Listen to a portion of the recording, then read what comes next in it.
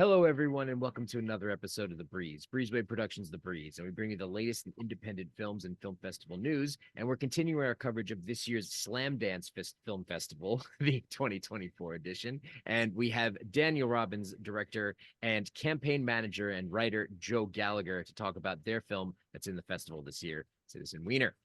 Can you tell me a little bit about the film, Daniel?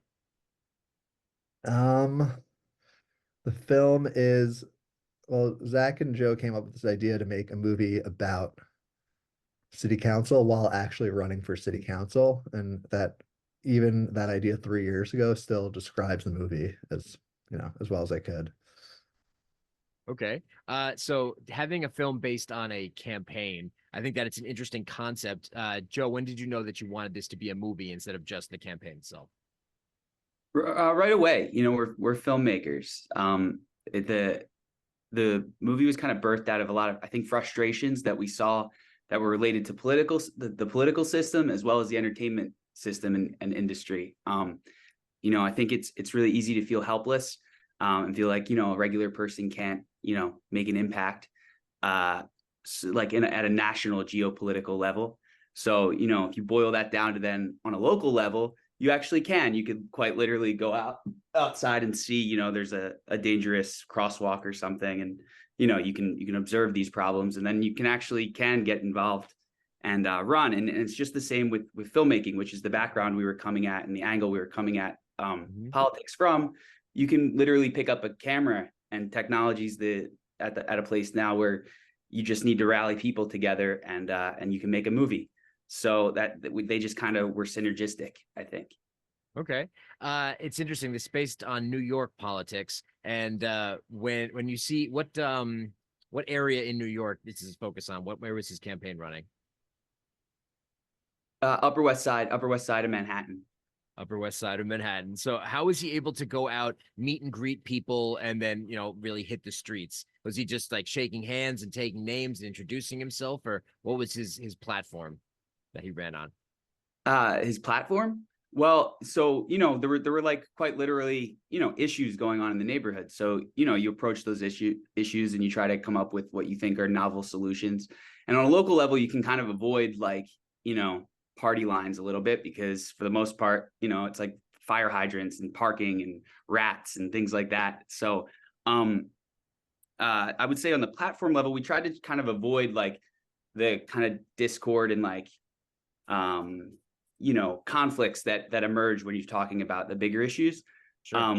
But we had a very unique situation, and because it was COVID during the time that we were running, so it was really hard to nobody wanted to shake anybody's hand. Yeah. Right. Sure. Let alone Oh, kiss babies. You definitely weren't kissing babies. yeah. Those were old political things. Now there's a whole new world with how people run their campaigns, and clearly it can get very stressful when anybody brings up politics, especially in New York, because everyone is very highly opinionated and will tell you their opinion very quickly. But I'll shift over to the directing aspect of it. So Daniel, how were you able to put all of the things that you captured into this film, and then in what method did you direct everyone to make this a project? Um, Putting it together was just a ton of editing, but the shoot itself, like a normal film shoot, is like a month, especially for our budget level. Mhm. But we shot from like September all the way through June because you needed a full campaign cycle, which is crazy. So we had like hundreds of hours of footage. The actors were there for so many days. There was so much footage to go through, and then most of the filming, we were surrounded by real people in real events. So there's really no, I can't shout over the camera like, "Hey, tone it down a little," or "Hey, like try this line." Like all the actors are pretty much writers in their own right, which helped a lot with the filming because most of the time it's just them knowing the situation and trying to be as organic and authentically funny as possible. And then along the way, like as the story would unfold and we'd see what events have happened, we try to work it into a narrative and then like try to plan future events and where they might fall in the movie. But Yeah. we try to stay open to what was actually happening to give it like a little more electricity. Right on. Okay. And it's interesting when I was briefed on this, there was a article that was attached in regards to well, obviously you guys are smiling, so you know about what this New York Post article was, but it was sexual preference, I guess, or not preference, but interests. And then I guess they ran an article that was on it. Did that really kind of that shocked value help with name recognition? Did that bring more attention to him as a candidate? What are your thoughts on that article from the Post? I think Joe should take this. We knew that there were like definite layup ways to get people to pay attention to anything. We just, sex always sells.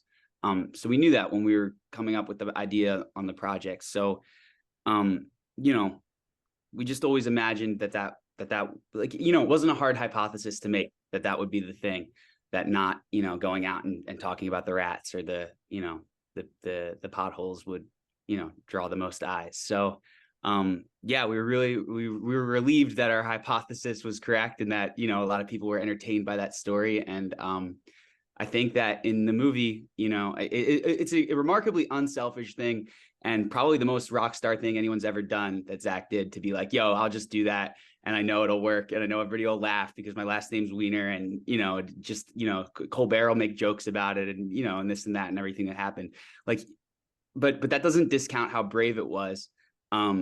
Because, a lot of people will then say this or that about him. But number one, he's just like an epic filmmaker and creative and brave guy. So yeah, we just all had a good time laughing about it, and we're happy that it seems to be part of a really entertaining movie that people seem to be responding to. Yeah, Yeah. I like that guy, Daniel. And keep in mind that you just watched the movie. Zack lived with this in reality for like 2 years at this point, no longer, like almost, I think 2 years, where people in his personal life would think this might have been real.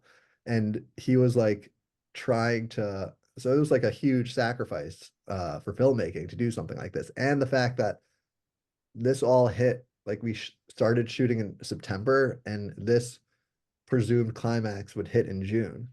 So we filmed for 7 months hoping we would hit a climax, which if we didn't get, this movie probably wouldn't work. So it took a lot of brainstorming about what exactly that video should be and how we put it out there. Like you don't want to go too sexual, you don't want to go too clean. It has to be something that's like shareable, but also like not in like a gross way and like a little funny. So And ultimately something people could all agree is like, oh, whatever, sexual preference. I mean, that's like a 95% of America. We all agree, like, whatever, people can do what they want. Like that's his own time. Especially in this city. I don't think anything is really taboo. And to shock any New Yorker it takes a lot of work. So people would read that article and be like, all right, that's your cup of tea. May not be mine, it may not be some other people's, but if that's your thing, go ahead. God bless. You're not hurting nobody. You're just enjoying yourself. I wouldn't be surprised if people that are in larger seats of power might even do those things and it doesn't come out in the tabloids, but who knows?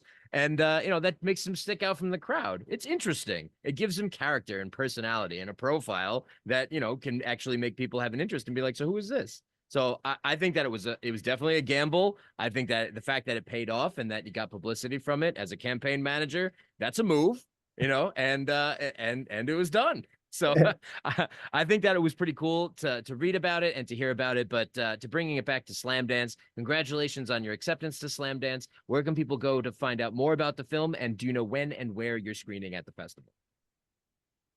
Sure, they can go to the Slamdance website, Google Citizen Wiener. We're screening 12:30 on Sunday, January 21st is the premiere.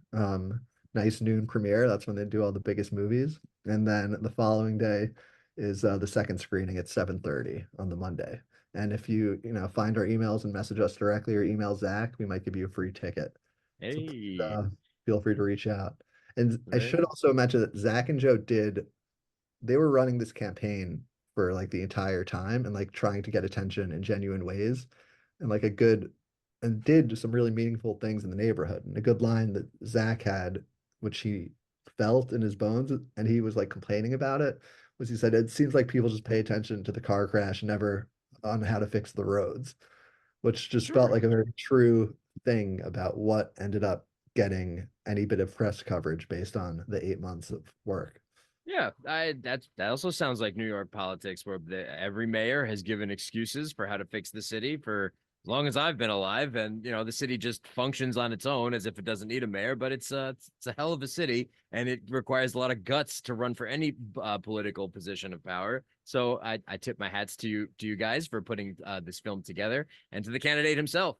So congratulations on your acceptance to Slamdance, and I want to thank you for taking the time to speak with me on The Breeze, Daniel Robbins and Joe Gallagher, for talking about Citizen Weiner. Thanks. Thank you, man. Yeah.